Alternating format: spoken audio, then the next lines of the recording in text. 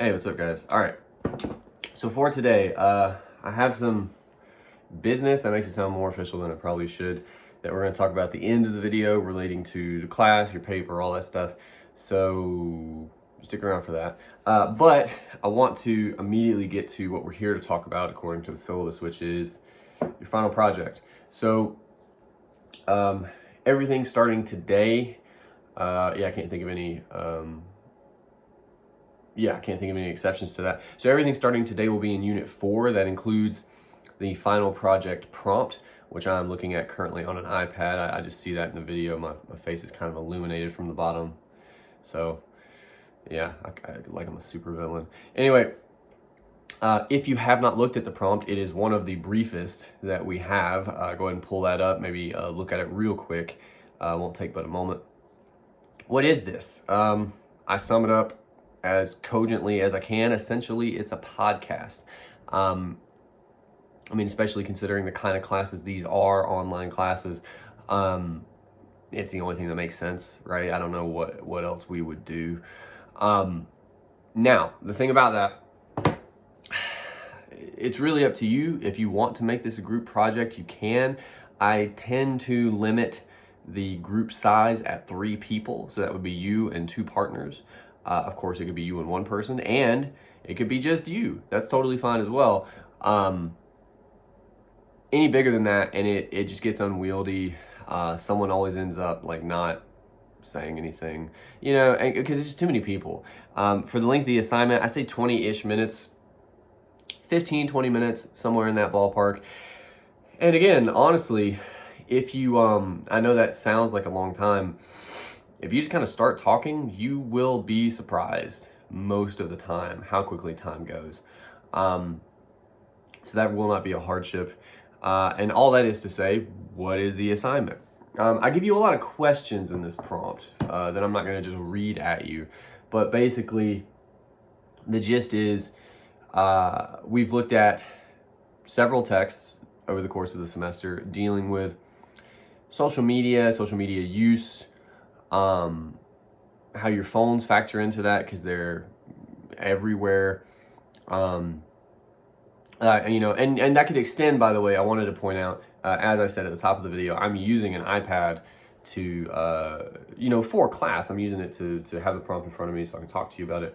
But, just screens might be a slightly broader way to consider it. But anyway, the point is, what part of your lives are these things? And how do they shape it? For instance, I'm filming this video, so I'm using it as a tool, but my wife, who I love, keeps texting me, and it keeps showing up right here, and it's really distracting. I think she just sent me a grocery list. And again, that's a kind of a tool, but it's also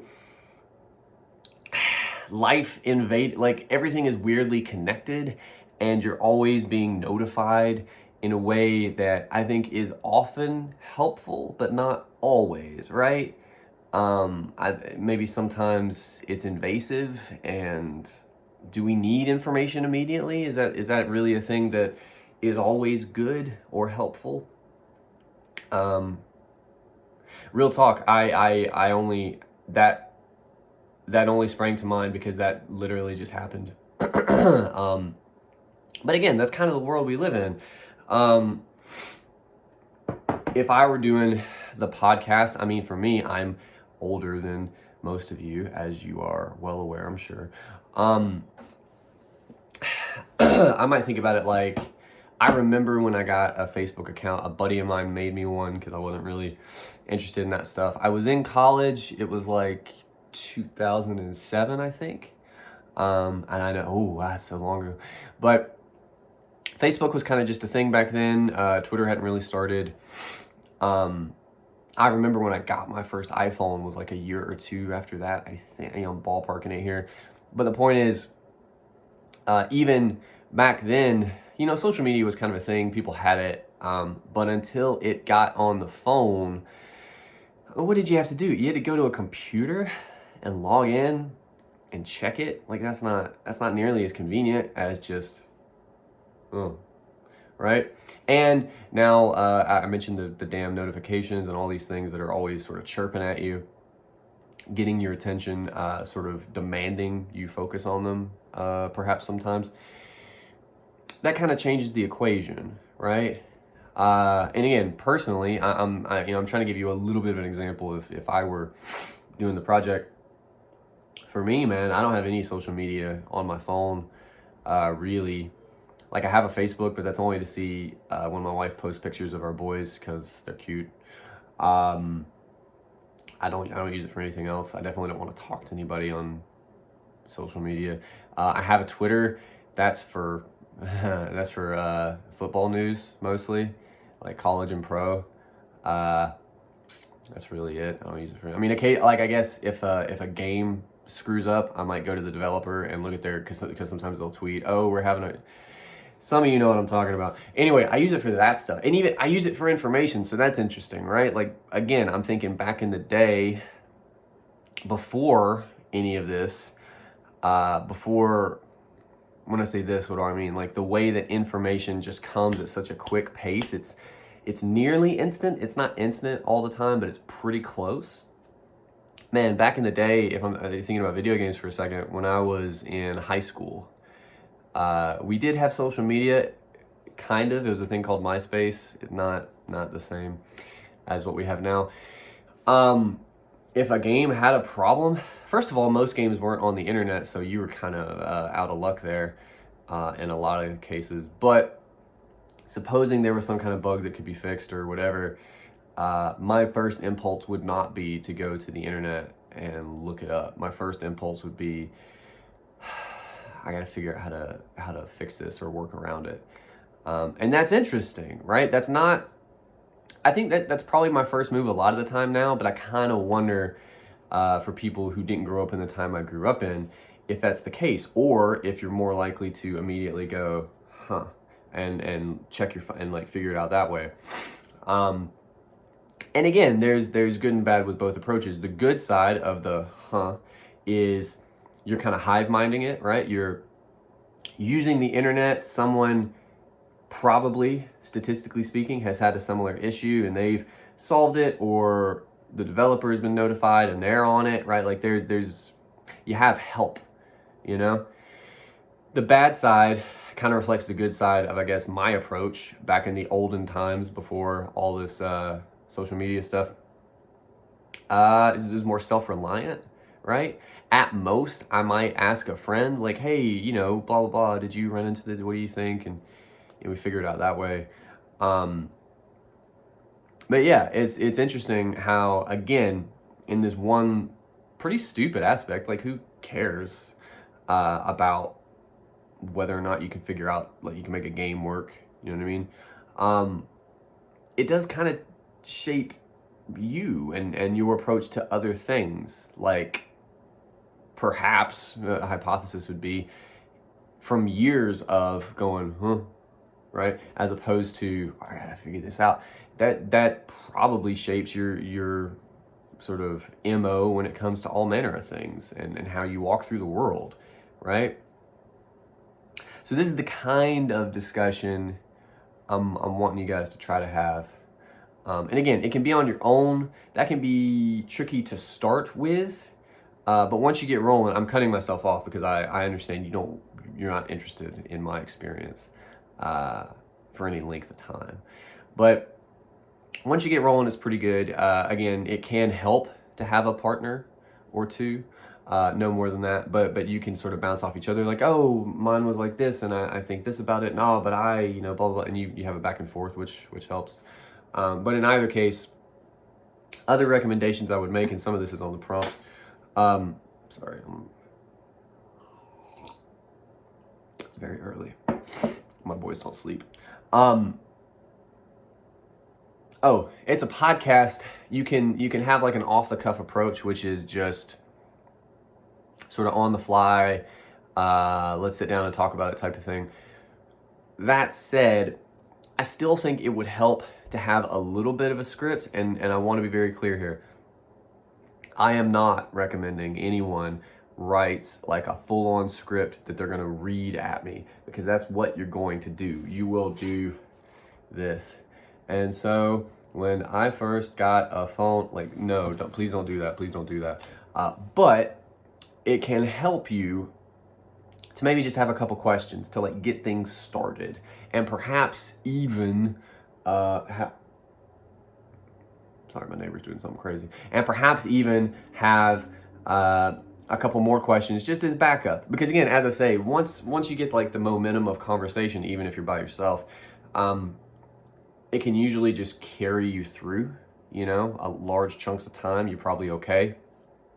But sometimes you can run into a wall, sometimes you can kind of like stall, you know. And in those moments, if you had 2 or 3 questions written down that you could, you know, say, oh, okay, and also this, and then put it down, don't look at it again, right? And now you're rolling once more, you have momentum again. That is the only script I would recommend. The rest of it should take care of itself.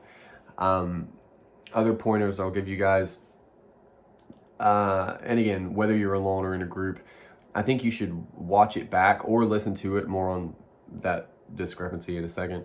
But you should check out your recording for a couple of reasons. Number one, make sure it worked. Sometimes people get really cocky and they'll turn in files that are 5 seconds long, and I'm like, hey man, something's not right. And they're like, oh my God, it didn't record. And it's like, well, I mean, that sucks, but it sucks way more now, right? Because now you got to try to fix it now, as opposed to, it would still suck if you thought you recorded it and you didn't, but then you could just do it again, right? Or you could say, oh, I'll do it tomorrow. Like you have time.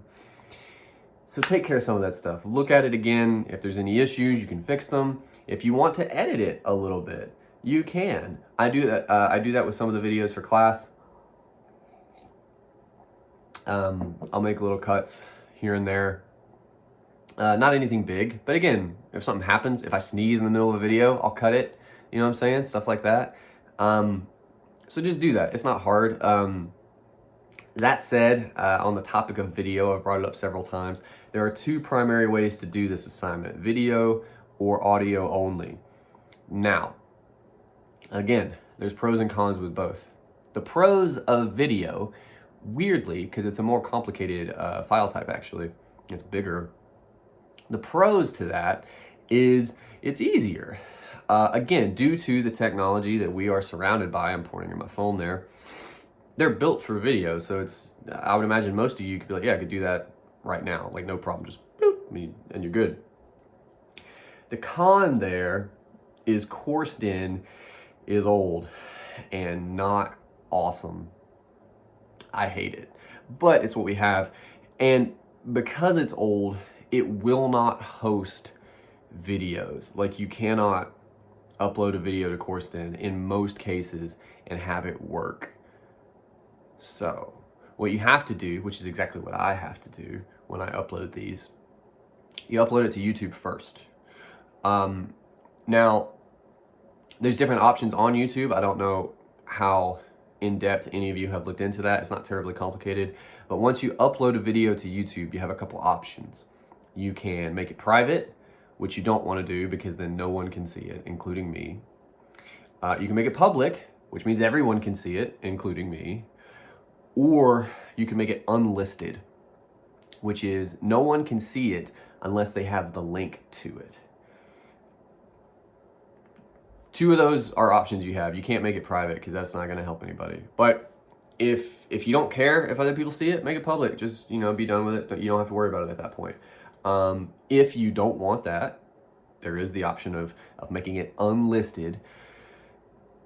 No matter what you chose in that regard, what you would then do for CourseDen purposes, you would take the link to your video from YouTube. You just copy that link, you paste it into a document, and then you upload that document to CourseDen. Okay? So again, to be clear, CourseDen will not accept a video file, but you can upload a document with the link to your video. I can click that, I can get to your video as long as it's not private, and we're good. That's how that process works. On the flip side, audio is harder to begin with because weirdly, there's no, at least in my experience, there's not a lot of great options for audio with your phone. If anybody has a kind of a setup like I was in a band in my 20s because I'm cool. You know, computers have all kinds of programs that are a little more helpful, but then you still probably need like a microphone or something. There are apps on your phone. A lot of them aren't awesome. So you can, again, if that's something that you feel like you're going to need to do for different reasons, audio only, experiment with it a little bit first. Try to figure out whatever app or program you're using. Again, don't get cocky, right? But once you do that and you deal with the audio only, it's easier for CourseDen. CourseDen can just straight up accept audio files. They're much smaller than video. You can upload it directly to CourseDen. I would still check it. Once you upload anything, once you post anything, you should check it. That should be a habit you develop. But you should be good. So that's how those two approaches work. Either one is fine with me. Yeah. Okay, in terms of business for class, we're working on presentations pretty much from here on out. I try to give you guys a good bit of time. That said, I wouldn't take it for granted. You know, this is the sort of thing you could do in an afternoon, but I think it could also be worth you spending a couple days on it. Like, again, your process will differ based upon whether or not you have group members or if it's just you, but whatever that looks like, talk to each other a little bit if you're in a group. If you're on your own, write down some thoughts. Like set a timer for 10 minutes and just, I will maybe write a question at the top of the page. How has social media affected your life? Something like that, right? And like for 10 minutes, I'm just gonna write and not stop, and I'll just see what you will surprise yourself with anything like that. And that'll allow you to step back and say, oh, I didn't even realize I felt that way, or oh, I forgot about that, and all of a sudden, again, that's not a script for your your presentation, okay? But that can help you develop other questions, or you can make a couple little notes, again, for moments where you lose steam, or you want to make sure you open with this idea and just see where it goes. Like, do a little bit of prep. Doesn't have to be a lot, but a little bit of prep. It'll help you out. The other reason I approach class this way, having your paper due early, like before the end of the semester, and finishing up with a presentation. Well, in my experience as a student, finals week, the other name we had for that was Hell Week. I don't know if you guys still call it that, but that's how it usually feels for a lot of people, because everything is due, and the world is kind of coming down around you. I don't remember comp classes super well. That was a very long time ago, but I was an English major for a long time. Finals week, you know, you don't have tests in English classes, you have papers. So I would have like 2 or 3 15 to 25 page papers due in that week. No, I didn't just write them in that week. You know, that's not a recipe for success, but having them all due in that week was not fun. And that kind of led me to try to design most of my syllabi like this. So your paper is due earlier. I think we still had a pretty good bit of time to work on it. I want to say one more thing about it before the video's over. And then we finish up with the presentation. The presentation, I want you to take it seriously. It's not nothing, but I think it's much lower stress, especially considering all the other sort of responsibilities you guys most likely have on your plates here at the end of the semester. I just feel like ending with a presentation allows us to stay involved in the conversation we've been having all semester, while also not feeling crushed under the weight of all these other assignments. So I can't do anything about your other classes or about your life or whatever's going on. I can't do anything about that. But in this one regard, this is my attempt to try to help a little bit. All right. On the topic of the paper, my wife is still texting me. She sent me something about an umbrella. She's still doing it. She's still doing it. Wow. She's a machine. Anyway, she's not busy. Good for her. Where was I? Oh, the paper. So it's due Friday. This is confusingly a video I record on Wednesday and I post on Wednesday, but it's for Thursday. So whenever you watch it, the paper is due Friday according to the syllabus. I've decided I'll give you guys a little bit of an extension. on the paper if you want. Now, what does that mean? Rather than due this Friday, it will be due next Tuesday, the 12th. Okay? I'll include this information in the email I send when I tell you guys the video is up. But of course, you should be watching the video, so you should know this. I'm not going to change any of this stuff on Turnitin in terms of due dates. I mean, because you can still turn it in. She's still texting me. Wow. You can still turn it in for Friday if you like. Some of you might feel like you're good and putting it off any more than that, like you'd rather be done with it. I get that. That's totally fine. Turn it in. That's fine. Some of you probably would like more time, and now you have it. You have the weekend to tighten up whatever you can. Maybe you need to write a little bit more, whatever, you know. It'll be due next Tuesday. There'll be no late penalty for that.